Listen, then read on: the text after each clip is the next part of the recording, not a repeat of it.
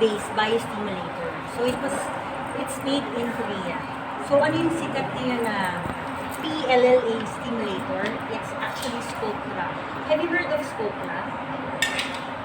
Before? Sculptra yung nilalagay sa butt, sa cheeks. So yun yung uso sa States. Pero Korea, ang maganda sa kanya, nagawa siya ng parang enantiomer or same particle but different structure lang, but same particle, which is also PLLA or polylactic acid, but it's called AestheFill. So it's actually the same material. Both are polylactic acid, but they have konti lang different sa structure, chemical structure. Kaya it's called PDLLA. So what's nice about this PDLLA is actually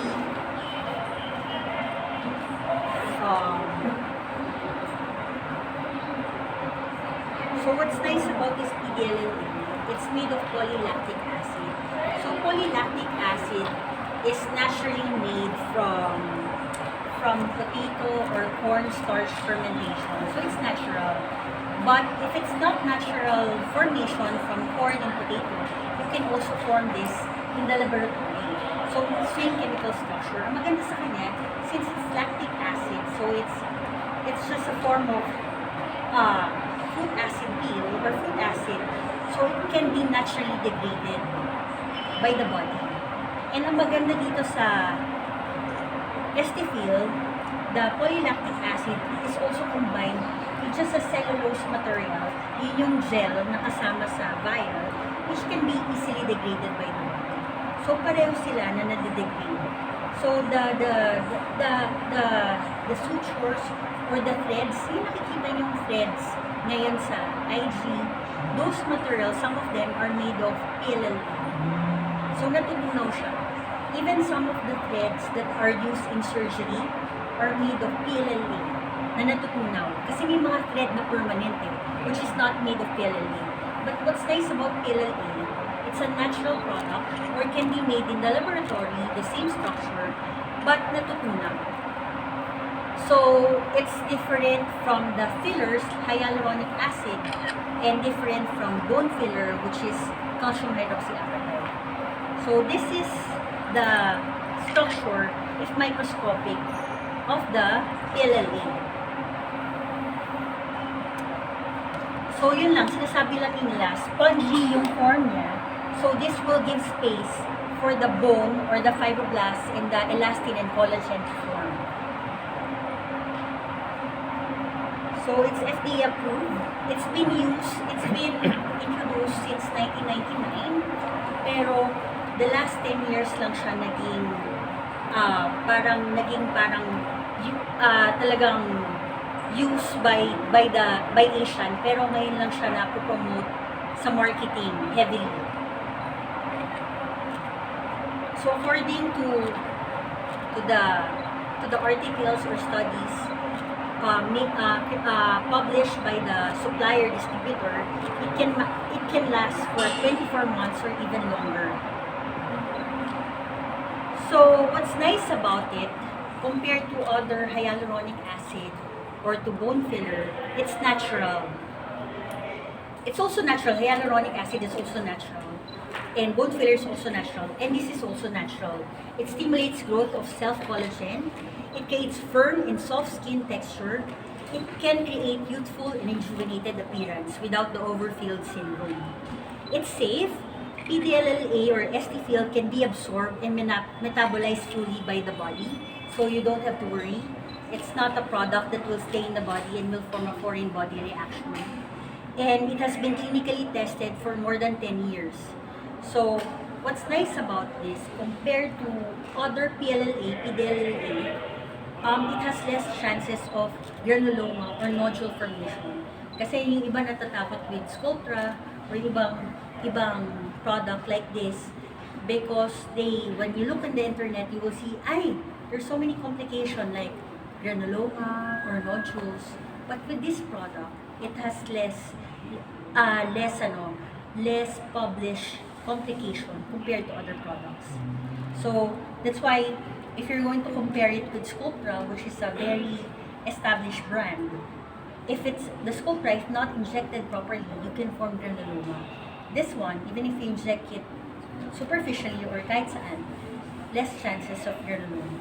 So parang it's easier, more user-friendly.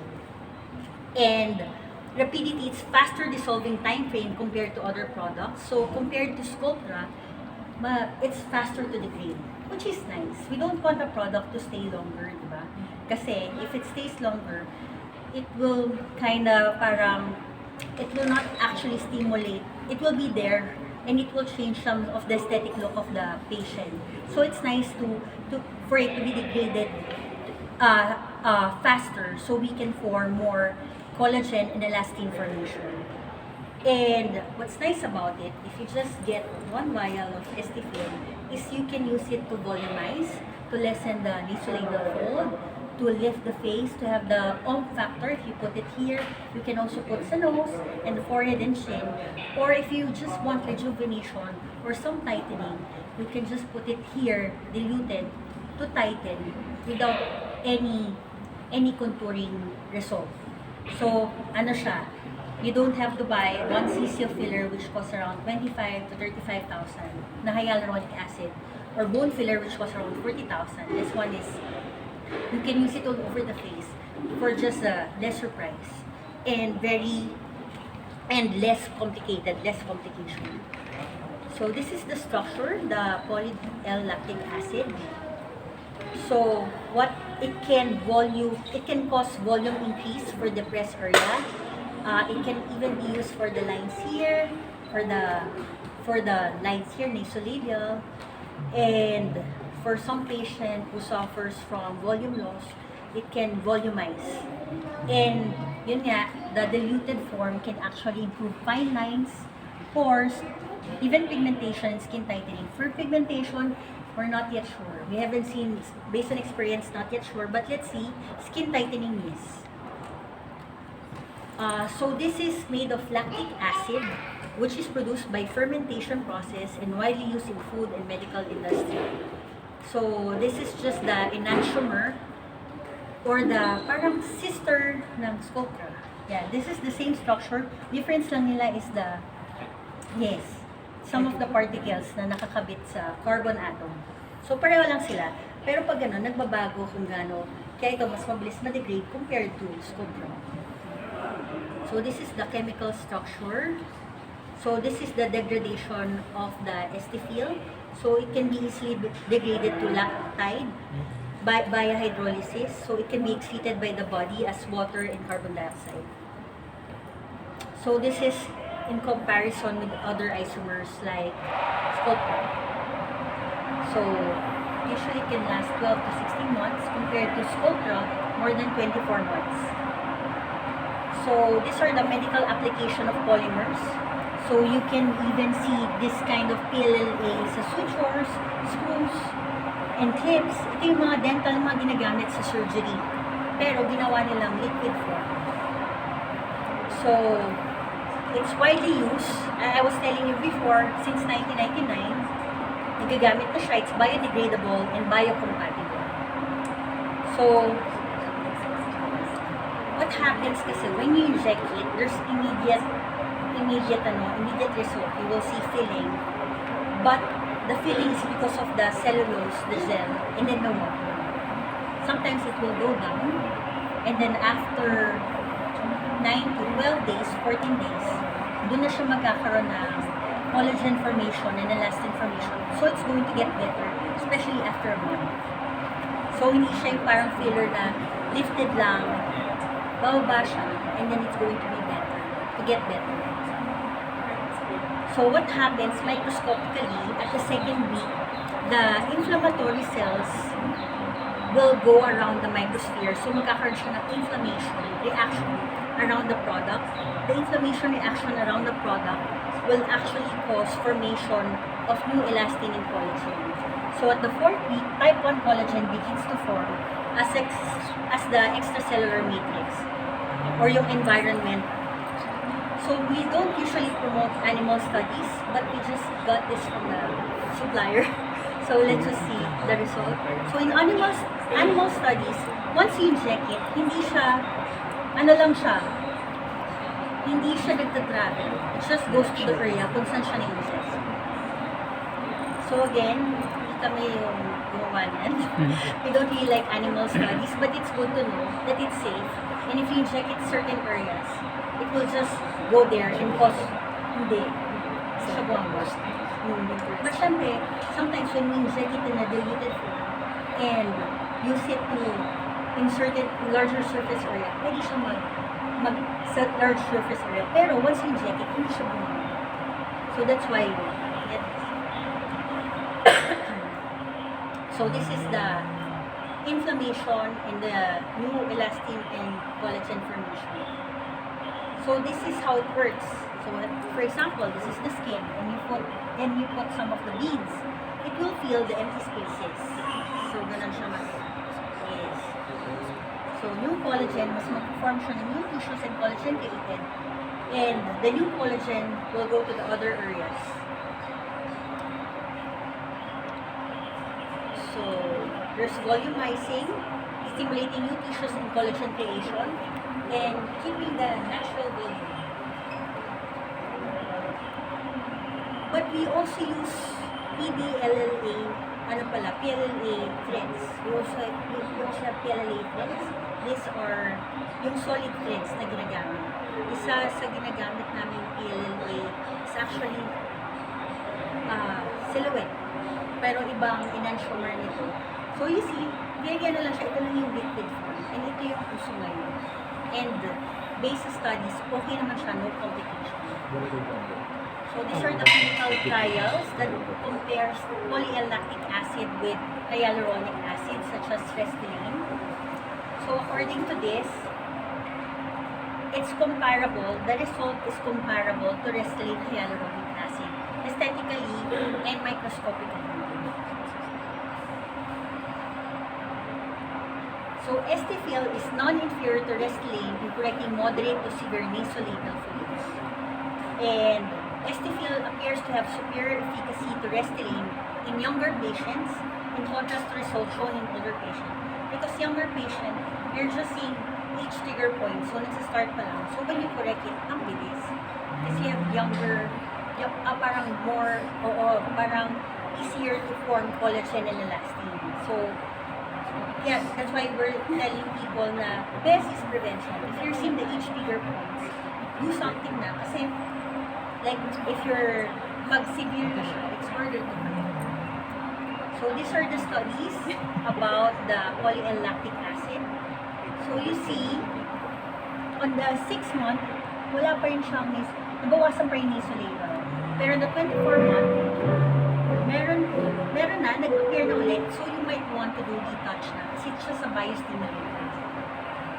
Kasi if you use permanent filler, kahit matanda ka na, nandiyan pa rin siya which is not good. Kasi the face changes, the body changes. So, these are the long-term effects, result. So, the adverse events that was reported. So, you do this every 6 months? Every 6 months? Pwede every 3 to 4 months. Some patients kasi they want just the diluted. Pero if it's yung sobrang concentrated, you can do it every 6 months. Or some patient once a year. It depends. Pero maganda sana, like every 3 to 6 months. Depends on areas. Okay.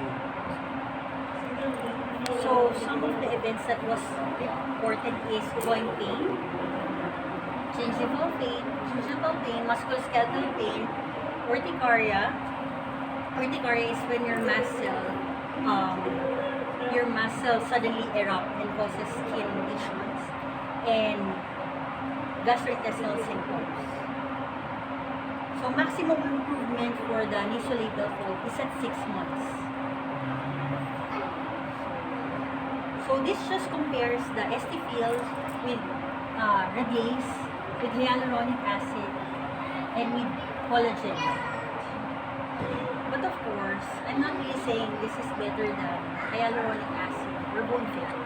Kasi like for me, not every product is created equal. Like for example, with hyaluronic acid, there are better product than Nestle, there are better product than Juvederm. It really depends on the area that you want to inject it. So, when you use this product, hindi ibig sabihin na foolproof na siya. Any injector can bring you the same result. No.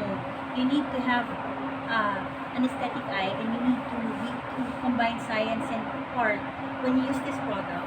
Kasi this product, even it has one rheology or one chemical property, you have to know how to dilute it and where to inject it to make sure that it's safe and you see result. So when you see other clinic offering it, especially non-doctors, make sure that don't go to them oh it's fake, kasi they don't distribute it to non-doctors. At the same time, even if the same doctor, it's really, even if you have the same product and the same technique and the injector is not the same, you still have different results. So that's what I'm saying. With each product, hindi siya this product and promoting this product, it would have the same result for everyone. Usually, it's also injector dependent. So you really have a very good training and experience with this product. So this is just comparison with the other product. We all use this product. We all love this product, but it really depends on the concerns of the patient.